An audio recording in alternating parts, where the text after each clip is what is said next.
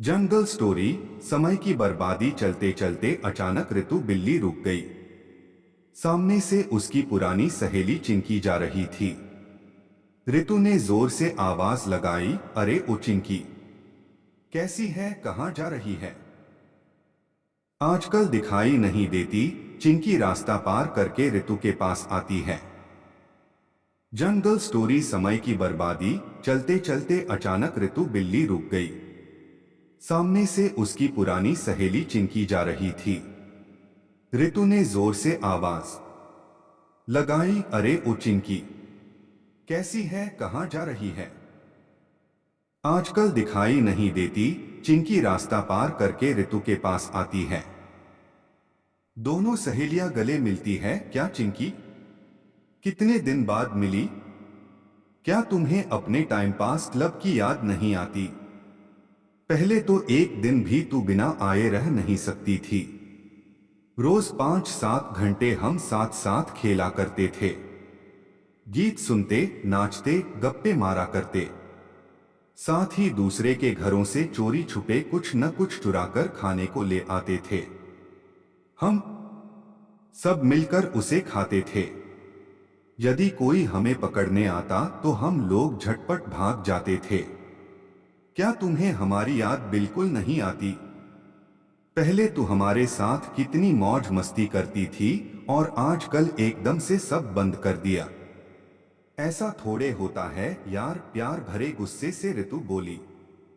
चिंकी थोड़ा सोचकर बोलती है, ऋतु, भगवान ने हमें जिंदगी टाइम पास करने के लिए नहीं दी है, बल्कि समय का सदुपयोग करने के लिए दी है। जिस कार्य में कोई बुद्धि का विकास न था, दूसरों को तकलीफ देना और उससे मजा लेना, ऐसा करना प्रभु को अच्छा नहीं लगता है। मेरी एक दोस्त मुझे गजराज हाथी दादा की पाठशाला में लेकर गई। वहां पर हाथी दादा से मुलाकात हुई। उन्होंने बड़े प्यार से मुझे जीवन के मूल्य के बारे में समझाया। उन्होंने मुझे समझाया, यह जिंदगी हमें भगवान ने दी है, इसलिए ईश्वर को प्रसन्न करने के लिए सत्कर्म ही करना चाहिए। अगर ऐसा न करके व्यर्थ में समय बर्बाद करके जीवन बिताते हैं तो प्रभु के कोप का भागी बनना पड़ता है। समय बहुत ही मूल्यवान है। हाथ से गया समय फिर कभी वापस नहीं आता। गांव भर की निंदा, बेकार की बातें, गप्पा गोष्ठी, यह सब समय की बर्बादी नहीं तो और क्या है। चिंकी की बातें सुनकर ऋतु बिल्ली बड़े आश्चर्य में पड़ गई। अरे चिंकी, तू बड़े बड़े महात्मा की तरह बात करने लगी। मजाक के टोन में ऋतु बिल्ली हंसकर बोलती है। तब चिंकी उसे समझाते हुए कहती है, ऋतु, आज तू हंस रही है, कल तुझे रोना पड़ेगा। हम लोग हंसते हंसते। तब चिंकी उसे समझाते हुए कहती है, ऋतु, आज तू हंस रही है, कल तुझे रोना पड़ेगा। हम लोग हंसते हंसते पाप करते हैं तथा रोते रोते उसकी सजा भुगतते हैं। देख, इसे तुझे एक उदाहरण से समझाती हूं। याद है एक दिन तेरा सुंदर जरी वाला कोट निक्की बिल्ली अपने जन्मदिन पर एक दिन के लिए उधार ले गई थी और निक्की ने उस कोट पर खीर गिराकर खराब कर दिया था। उस वक्त तेरे गुस्से का पारा 7वें आसमान पर चढ़ गया था। कितने जोर से जमीन पर पटक पटक कर तूने उसे मारा था, याद है तुझे? तो मैं क्या करती? कितना कीमती कोट था और उस बेवकूफ ने उसे बर्बाद कर दिया। आज भी उसे देखकर मुझे गुस्सा आता है। ऋतु मुंह फुलाकर बोली। बस ऋतु, उसी प्रकार प्रभु ने हम सबको कीमती शरीर विशेष कार्य के लिए दिया है, न कि खा पी कर व्यर्थ गवाने के लिए। प्रभु ने यह शरीर सत्कर्म करने, समय का सदुपयोग करने तथा अच्छी सीख पाने के लिए दिया है। इस शरीर के असली मालिक ईश्वर ही हैं। जिस दिन प्रभु का आदेश होगा उसी दिन हमें इस शरीर को छोड़ देना पड़ेगा, जिसे हम मृत्यु कहते हैं। मृत्यु अगर हमारे बस में होती तो हम कभी मरते नहीं और इस शरीर को हजारों साल तक धारण कर सकते थे। लेकिन ईश्वर की मर्जी हो उतना ही आयु हमें मिलती है। ऋतु चिंकी की बात सुनकर गहरी सोच में डूब जाती है। चिंकी अपनी बात आगे बढ़ाते हुए कहती है, प्रभु ने हमें यह शरीर कुछ निश्चित समय के लिए दिया है। उन्हें हम नाराज करेंगे तो उनकी नाराजगी भी झेलनी पड़ेगी। प्रभु को सेवा करना, सत्कर्म करना, प्रभु मान्य ग्रंथों का अभ्यास करना, दूसरों को भी उस विषय में समझाना जैसे कर्मों से अपना विकास होना निश्चित है। उससे अपना जीवन मंगलमय उन्नतशील होता है। हमारे हृदय के अंदर ईश्वर बसे हैं। भगवान ने स्वयं श्रीमद् भगवद गीता कही है, जिससे हम समझ पाएं कि क्या गलत है, क्या करना चाहिए, क्या नहीं करना चाहिए। इसलिए गीता के ज्ञान को जानना समझना हमारा परम कर्तव्य है। चिंकी, तो क्या हमें खेलना कूदना नहीं चाहिए? भगवान उसके लिए क्यों मना करते हैं? ऋतु सहसा बोली, हंसना खेलना भी जरूरी है ऋतु। भगवान श्री कृष्ण स्वयं गोप बालकों के साथ खेला करते थे। भगवान ऐसे खेल खेलते थे जिससे शरीर मजबूत बने, प्रतिकारक शक्ति की वृद्धि हो। खेलने से हमें हार जीत को डोट सहन करना आ जाता है। इसलिए खेलना भी बड़ा आवश्यक है, लेकिन हर कार्य मर्यादा में रहकर ही करना चाहिए। हाथी दादा हमें समझाते हैं कि मर्यादा से बाहर का कृत्य हानिकारक होता है। पूरे दिन भर सिर्फ खेलना ही अच्छा नहीं। अपना हर काम कुशलता और सावधानी पूर्वक करो। समय पर सो जाओ, समय पर जागो। यदि समयानुसार कार्य करोगे तो अधिक काम कर सकोगे। बीत गए समय के लिए तुम्हें तब पश्चाताप नहीं करना पड़ेगा। सुबह शाम नित्य ईश्वर का स्मरण करें। माता पिता की यथोचित मदद करें। विद्यालय में मन लगाकर पठन पाठन करें।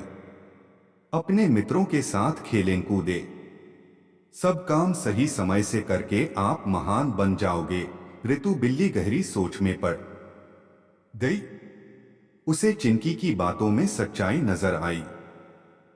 वह झट से बोली, चिंकी, क्या तुम मुझे भी अपने साथ हाथी दादा की पाठशाला में ले चलोगी?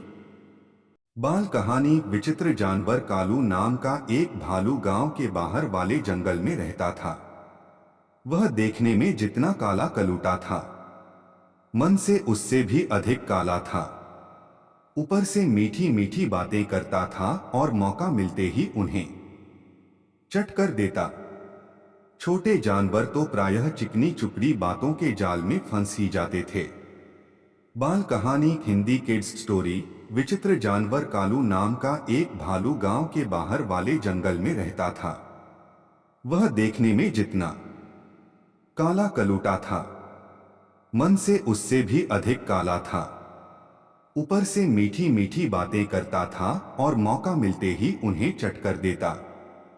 छोटे जानवर तो प्रायः चिकनी चुपड़ी बातों के जाल में फंस ही जाते थे। उसी जंगल में मोटू और छोटू नाम के दो खरगोश भी रहते थे। देखने में वे जितने छोटे थे, अक्ल में उतने ही अधिक बुद्धिमान। उन दोनों में दोस्ती भी खूब थी। दिन भर दोनों मिलकर उछल कूद मचाते और खेलते रहते। बातों ही बातों में कालू भालू का जिक्र हिंदी किड्स स्टोरी। जंगल कहानी। मारे डर के हुआ बुरा हाल सच। मोटू इस कालू के बच्चे ने तो छोटे जानवरों का जीना हराम कर दिया है। वह रोज ही किसी न किसी को अपने जाल में फंसा ही लेता है। छोटू की बात सुनकर मोटू बोलने लगा, पर मेरी समझ में यह नहीं आता कि उसे जानते हुए भी हम उसकी बातों में क्यों आ जाते हैं। तुम्हारी बात तो ठीक है मोटू, पर अपने साथियों के बचाव के लिए हमें कुछ न कुछ तो करना ही चाहिए। लेकिन छोटू, हम कर भी क्या सकते हैं? हमें उस भालू को ऐसा सबक सिखाना चाहिए कि वह जीवन भर याद करे। छोटू की बात पर मोटू कुछ सोचते हुए बोला, तुम कहते हो तो जरूर कुछ न कुछ करेंगे। इसके बाद दोनों मित्र छलांगे लगाते हुए चले गए। एक पेड़ के नीचे बैठे वे सुस्ता रहे थे। तभी कालू भालू की आवाज उनके कानों में पड़ी। उस समय छोटू ने सोचा कि यदि वे भागने की कोशिश करें तो शायद कालू भालू उन्हें दबोच लें। इसलिए वह बातें बनाते हुए बोला, अरे कालू दादा, आप यहां घूम रहे हो? वहां गुफा में विचित्र जीव देखने नहीं गए? विचित्र जीव? कालू ने आश्चर्य से पूछा। और नहीं तो क्या, आज जंगल के कोने वाली गुफा में जाने कहां से एक विचित्र जीव आ गया है। उसका शरीर सांप जैसा लगता है, मुंह शेर जैसा और पूंछ लंगूर जैसी।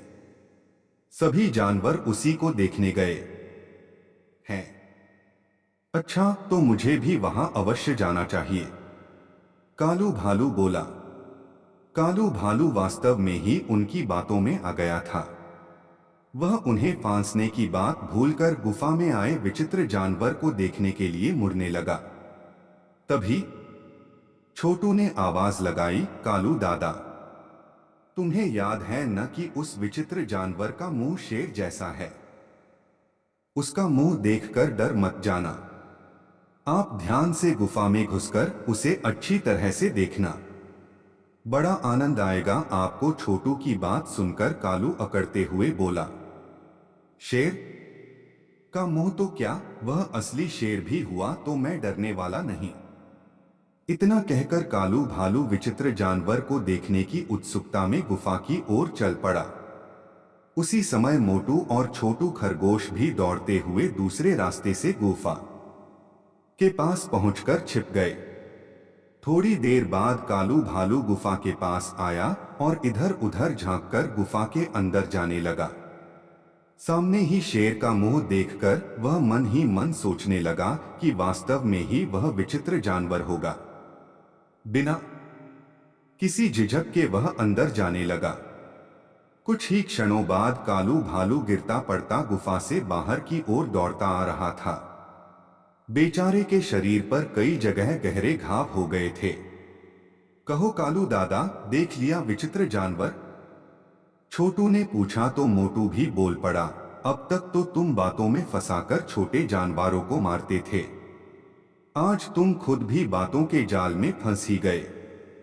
कालू भालू की दोनों टांगें इतनी बुरी तरह घायल हो गई थी कि अब वह ठीक से चलने लायक भी नहीं रहा था। असल में जंगल के कोने वाली गुफा में कुछ समय पहले ही एक शेर रहने लगा था। कालू भालू को इसकी जानकारी नहीं थी। उसी का लाभ उठाकर मोटू और छोटू खरगोश ने उसे यह सबक सिखाने की सोची थी।